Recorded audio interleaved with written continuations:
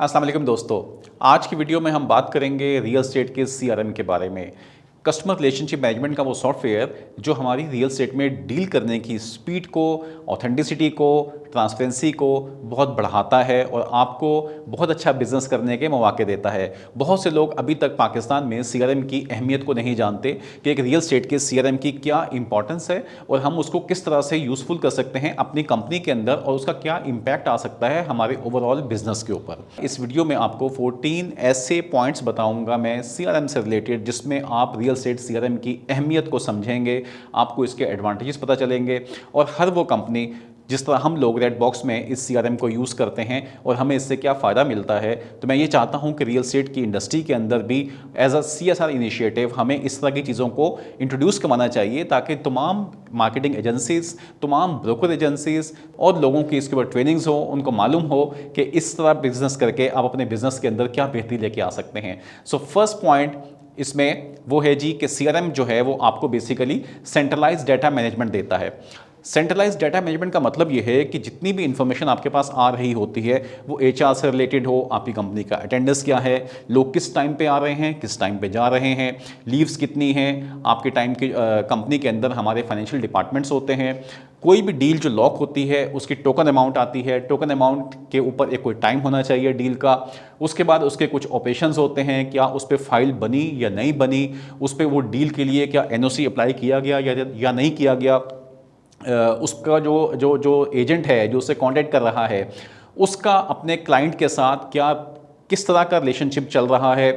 कितने फॉलोअप्स हो रहे हैं उस पर, और वो फाइल जो है या जो डील आपकी हो रही है वो डील किस डिपार्टमेंट के एंड पे रुकी हुई है, उसमें ऑपरेशंस डिपार्टमेंट का रोल क्या है, उसमें फाइनेंस डिपार्टमेंट का रोल क्या है, उसमें अगर आपका मार्केटिंग का डिपार्टमेंट्स इन्वॉल्व हैं वो उस डील को कैसे देख रहे हैं, उसकी मार्केटिंग कैसे हो रही है, किसी प्रोजेक्ट से रिलेटेड, किसी प्रॉपर्टी से रिलेटेड, किसी इन्वेंट्री से रिलेटेड। सो हमारी जितनी भी इंफॉर्मेशन होती है वो बेसिकली एक सेंट्रलाइज जगह पर मिल जाती है। सो पहला जो इस पर बेनिफिट आपको मिलता है वो ये होता है किसी भी कंपनी के अंदर जितने भी डिपार्टमेंट्स होते हैं वो सब एक जगह लिंक हो जाते हैं। जैसे हमारे रेड बॉक्स के अंदर डिफरेंट डिपार्टमेंट्स बने हुए हैं, ऑपरेशंस डिपार्टमेंट है, मार्केटिंग का डिपार्टमेंट है, सेल्स का डिपार्टमेंट है, ऑपरेशंस का डिपार्टमेंट है, रिकवरी का डिपार्टमेंट है, रिकॉर्ड कीपिंग का डिपार्टमेंट है। ये सब डिपार्टमेंट्स हमें कहीं ना कहीं एक डील का जो इम्पैक्ट है या उस डील की जो कनेक्टिविटी है या उस डील का जो उस डील के जितने भी पहलू हैं वो इन तमाम डिपार्टमेंट्स के साथ लिंक होते हैं। सो हमें मालूम होना चाहिए एज अ बिज़नेस कि वो जो भी डील हमसे हो रही है, जो भी क्लाइंट को हम मैनेज कर रहे हैं, क्लाइंट का डेटा किस तरह मैनेज हो रहा है, उसके डेटा के ऊपर किस डिपार्टमेंट के ऊपर क्या चीज़ चल रही है, ये सब चीज़ें सेंट्रलाइज इंफॉर्मेशन मिल जाती हैं, डैशबोर्ड बन जाते हैं। वो डैशबोर्ड हर लेवल पे मुख्तलिफ जो उनके जो रिपोर्टिंग लाइन होती है वो उसको एक्सेस कर सकती है। मैनेजर्स उसको अपने लिहाज से एक्सेस करता है, मैनेजर्स के ऊपर जो हेड्स होते हैं वो उसको अपनी तरह से एक्सेस करते हैं। एज अ सीईओ आप एक डैशबोर्ड देखते हो और आपको मालूम हो जाता है कि मेरी कंपनी के अंदर लास्ट वीक में क्या हुआ था, इस दिन में क्या हो रहा है, फ्यूचर की मेरी पाइपलाइन कैसी है। सो ये सब चीज़ें जो हैं ये आपको मैनेज तब होती हैं जब हम डेटा को प्रॉपर तरीके से मैनेज कर रहे होते हैं। सो फर्स्ट जो इसका बेनिफिट है वो ये है कि सेंट्रलाइज डेटा मैनेजमेंट आपको मिल जाती है सीआरएम के ऊपर। सेकंड पॉइंट इस पे ये है एफिशिएंट लीड मैनेजमेंट। सीआरएम हमें एक एफिशिएंट लीड मैनेजमेंट सिस्टम देता है। एफिशिएंट लीड मैनेजमेंट सिस्टम का मतलब ये है कि हम अपने क्लाइंट की इंफॉर्मेशन को, उसके डेटा को प्रॉपर तरीके से ट्रैक कर सकते हैं, उसको प्रॉपर जो उसका एक सेल्स का साइकिल होता है उस पूरे साइकिल को डिफरेंट जगहों से जाके हम ट्रैक कर सकते हैं,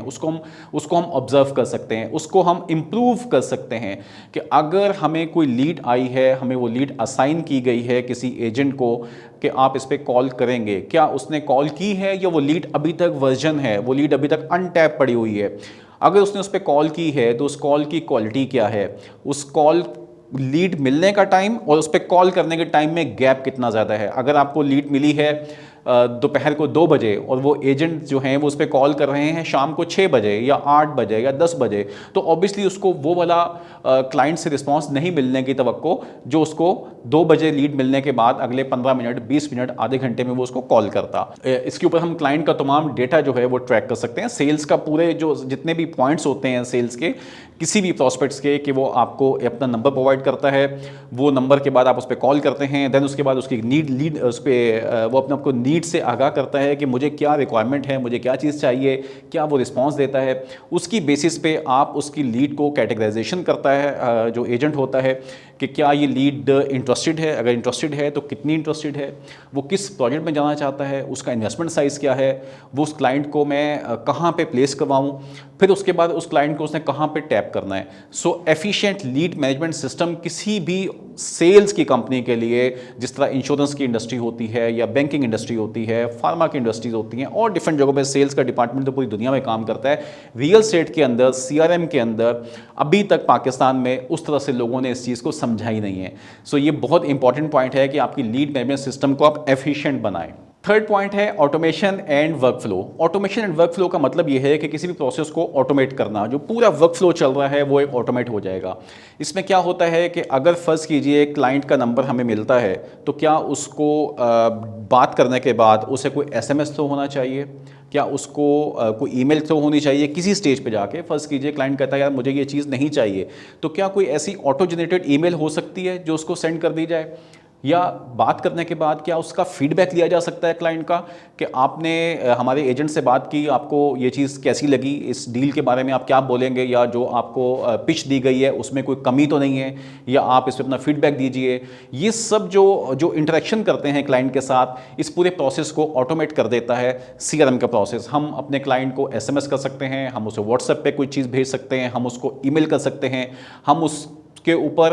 कोई भी ऐसा एक्शन क्रिएट करवा सकते हैं कि जो एक ऑटोमेट प्रोसेस का हिस्सा बन जाए और हमारे सेल्स को मज़ीद अच्छा कर दे। फोर्थ पॉइंट है पर्सनलाइजेशन। सेल्स प्रोसेस के अंदर पर्सनलाइजेशन बहुत इंपॉर्टेंट चीज़ है।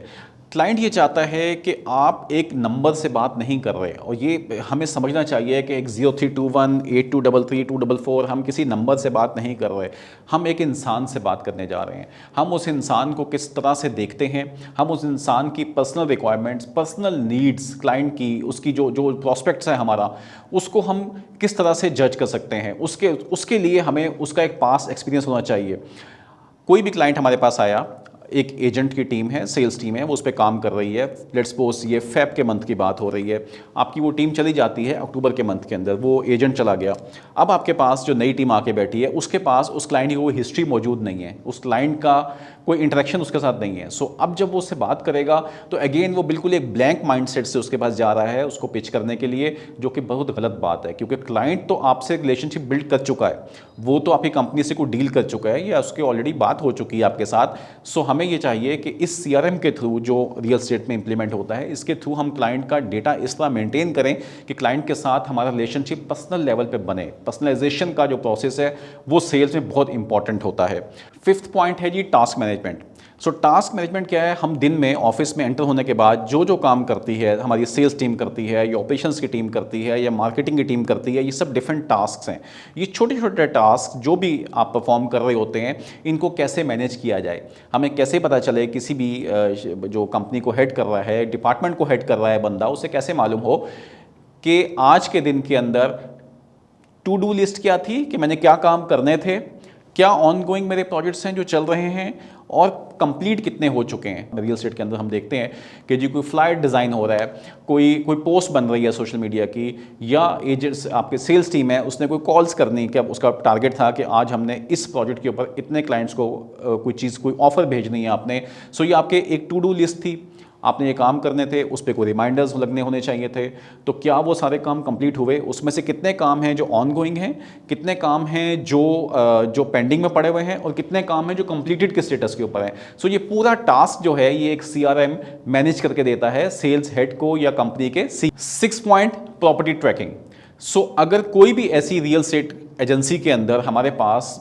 भले वो छोटे लेवल का कोई एक दुकान हो ब्रोकर की, या एक बड़ी से बड़ी कोई एजेंसी हो जहाँ पे 100 बंदे काम कर रहे हो, आपके पास इन्वेंट्रीज आती हैं, प्रॉपर्टीज आती हैं, लिस्टिंग्स आती है, इनको ट्रैक होना चाहिए। किसी भी क्लाइंट ने हमें कॉल की, उसने हमें कोई लिस्टिंग भेजी कि मेरा ये प्लॉट है या मेरा ये मकान है जौहर के अंदर या गुलशन के अंदर, मैं इसको सेल करना चाहता हूँ। अब उसकी डिटेल होनी चाहिए कि वो कितने, उसका प्लॉट का साइज़ क्या है,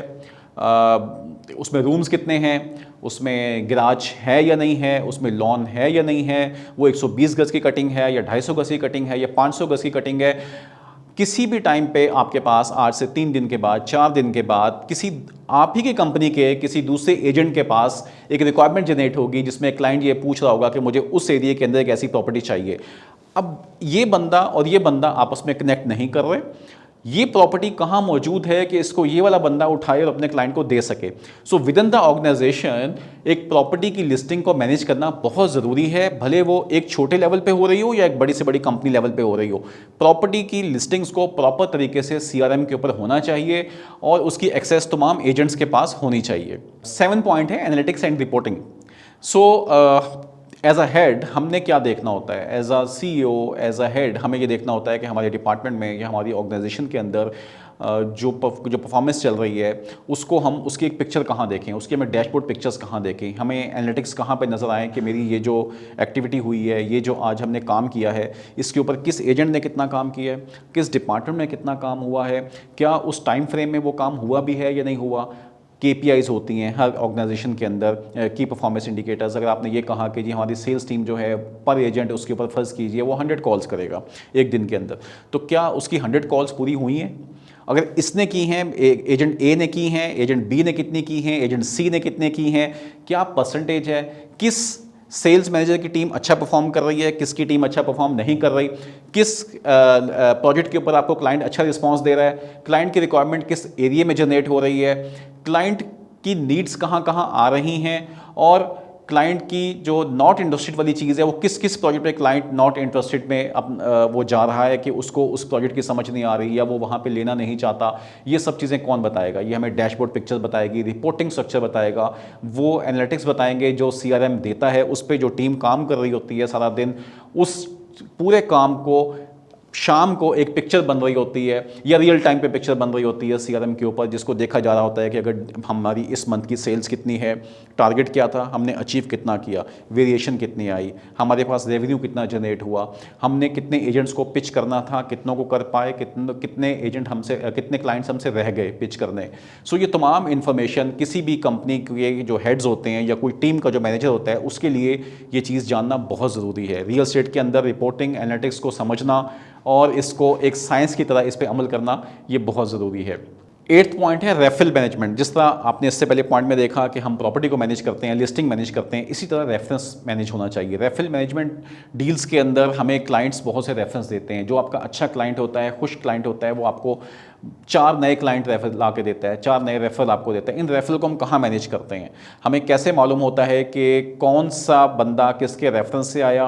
कौन सी डील हमसे कहाँ कनेक्ट हो रही है, ये तमाम जो डेटाबेस है ये सब की सब हमारी किस टीम के साथ जो है वो लिंक है, कौन सी टीम इसको लेकर चल रही है, ये सब चीज़ें मैनेज करना बहुत ज़रूरी है। जो ऑब्वियसली कागज़ों पे रजिस्टर्स में लिख के लोग करते हैं या जेबों में पर्चियाँ डाल के कर लेते हैं, तो वो दौर गुजर गया। 2023 में बैठ के आप रेफरल मैनेजमेंट ऐसे नहीं करते। आपको पता होना चाहिए कि हमें इवन हम तो ये भी कहते हैं कि यहाँ तक मालूम होता है हम जैसी एजेंसीज़ को जो इस मॉडल पे काम करती हैं कि हमारी किस एरिया में डील्स हो रही हैं, किस प्लेटफॉर्म के थ्रू कितनी डील्स आ रही हैं, किस प्रोजेक्ट पे, किस टाइम पे, किस प्लेटफॉर्म ने अच्छा परफॉर्म किया है, किस एजेंट ने अच्छा परफॉर्म किया है। सो उनकी एक एक चीज़ कैलकुलेटेड होनी चाहिए कि क्या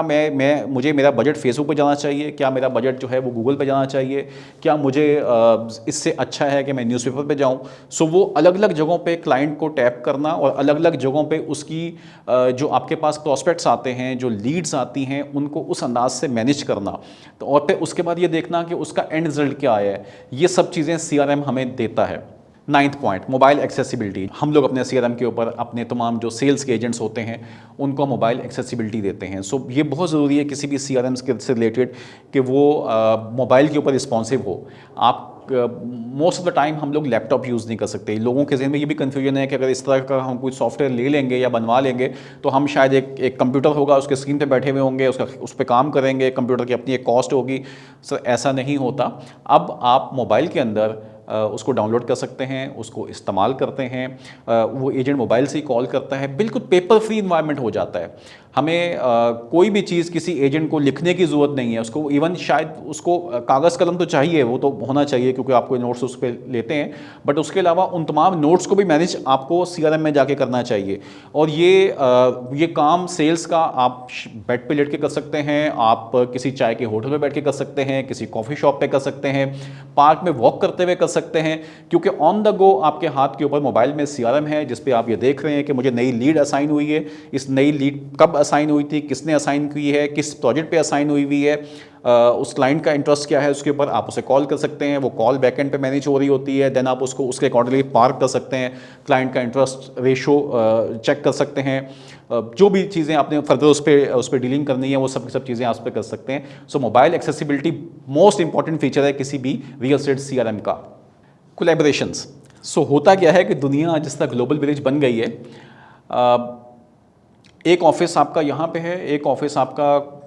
किसी दूसरे एरिया के अंदर है जो बड़े शहर हैं, metropolitan type cities like Karachi, Lahore, Islamabad. अब आपके पास एक ऑफिस गुलशन इकबाल में है, एक ऑफिस डीएचए में है, एक ऑफिस को बहरिया टाउन के अंदर है। अब टीम्स कैसे आपस में इंटरेक्ट करें, डेटा किस तरह से मैनेज करेंगे हम, अगर जितने भी ऑफिस हैं उन तमाम ऑफिस को मैं कैसे आपस में लिंक करूंगा, क्लाइंट के डेटा को सेंट्रलाइज करूंगा, क्लाइंट के डेटा की एक्सेस मैं किस अंदाज से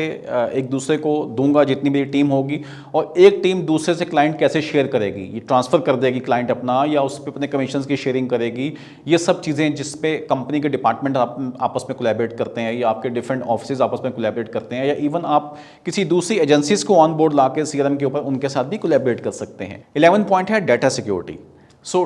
ये जो डेटा हमारे पास आता है इसको सिक्योर कैसे किया जाता है। देखें, मेरे ख्याल के मुताबिक जो डेटा आपके पास ऑनलाइन सेफ है वो उससे बहुत ज़्यादा सिक्योर है जो हमने मैनुअल अपने टेबल पर रखा हुआ है या अपनी जेब में डाला हुआ है या अपनी ड्रॉर्स में फेंका हुआ है, उससे बहुत अच्छा डेटा सिक्योरिटी यहाँ पे आ जाती है। जब आप बात करते हैं किसी ऑनलाइन सीआरएम की, तमाम क्लाइंट्स की इन्फॉर्मेशन हमारे पास होती है, उनकी जो उनकी रिक्वायरमेंट्स आपके पास पड़ी होती हैं, उस प्रोजेक्ट्स की तमाम इन्वेंट्रीज आपके पास होती हैं, उसकी तमाम जो प्राइसिंग है वो आपके पास होती है, उसकी तमाम ऑपरेशंस की चीज़ें आपके पास होती हैं, किस टाइम पे कौन सी डील हो रही होती है ये आप पता होता है। डिपार्टमेंट्स पे ऑब्वियसली डिफरेंट लेवल्स होते हैं कि मैनेजर लेवल पे क्या चीज़ पता होगी, हेड लेवल पे क्या चीज़ पता होगी, किसी ग्रुप हेड लेवल पे क्या चीज़ होगी, सीईओ लेवल पे क्या चीज़ होगी, और इसमें से तमाम इन्फॉर्मेशन जो है, मोस्ट ऑफ द जो कॉन्फिडेंशियल इन्फॉर्मेशन होती है क्लाइंट्स की, वो इनक्रिप्टेड होती है। सो कोई भी सेल्स का एजेंट ऐसा नहीं कर सकता कि अगर आपके पास कोई 1000 क्लाइंट्स का डेटा है या 1000 ब्रोकर एजेंसीज का डेटा है तो उसे कोई एक्सट्रैक्ट कर लेगा वहाँ से, ऐसा पॉसिबल नहीं होता। ये तमाम इन्फॉर्मेशन इनक्रिप्टेड होती है और ये इन्फॉर्मेशन कोई भी इसको एक्सट्रैक्ट नहीं कर सकता। सो डेटा की जो सिक्योरिटी है वो हमें ऑनलाइन बहुत अच्छी मिल जाती है जब हम कोई भी रियल एस्टेट सीआरएम यूज़ करते हैं। 12 पॉइंट है स्केलेबिलिटी। सो स्केलेबिलिटी में क्या होता है कि हम लोग अपने रियल एस्टेट बिजनेस के अंदर जिस तरह हमारा बिजनेस ग्रो होता है उसी तरह हमें बिजनेस को मैनेज करना पड़ता है। हमारे अपने क्लाइंट्स को मैनेज करना है, अपने रिसोर्सेज मैनेज करने हैं, आपको टीम मैनेज करनी है, आपको प्रोजेक्ट्स के मैनेजमेंट आनी चाहिए, आपको कोई ऐसा जो रिकॉर्ड है उसको मैनेज करना है, हमें जो फंड्स हैं, जो रेवेन्यूज़ हैं उसको मैनेज करना है। सो ये सारी चीज़ें जो बिज़नेस की स्केलेबिलिटी के साथ साथ आती हैं उसके लिए सीआरएम बहुत ज़रूरी है। ये ना सिर्फ उसको एम्पावर करता है उन तमाम चीज़ों को, बल्कि आपको बहुत ज़्यादा पुश करता है, बहुत ज़्यादा सपोर्ट करता है अपने बिज़नेस को बढ़ाने के लिए। 13 पॉइंट्स है टाइम सेविंग। सो हम सब जानते हैं कि टाइम इज़ मनी। हमने शुरू से पढ़ा है कि वक्त बहुत बड़ी दौलत है, मानते नहीं हम लोग इस चीज़ को, लेकिन हमारी डील्स के अंदर, हमारी प्रॉपर्टीज़ के अंदर, रियल एस्टेट की फील्ड के अंदर मैं हमेशा ये कहता हूँ कि उस शख्स के साथ हमें काम करने का फ़ायदा नहीं है कि जो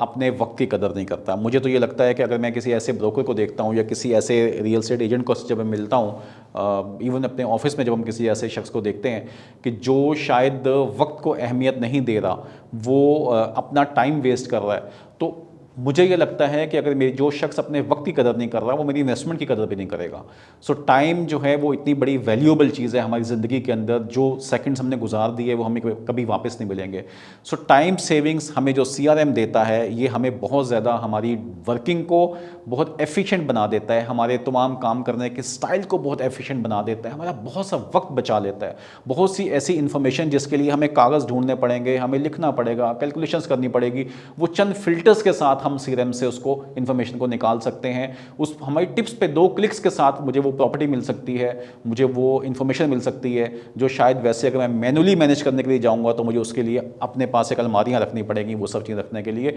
सो टाइम को सेव करना है तो आप CRM को इस्तेमाल कीजिए। 14 and last point, competitive advantage.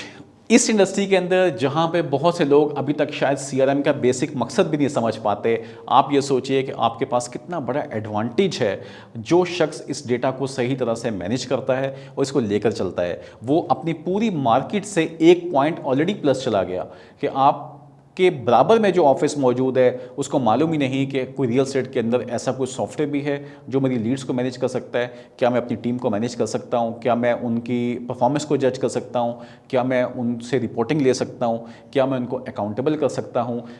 हम फिजिकली बात कर रहे होते हैं, लोगों को सामने बिठा के उनसे पूछ रहे होते हैं कि सेल क्यों नहीं हो रही,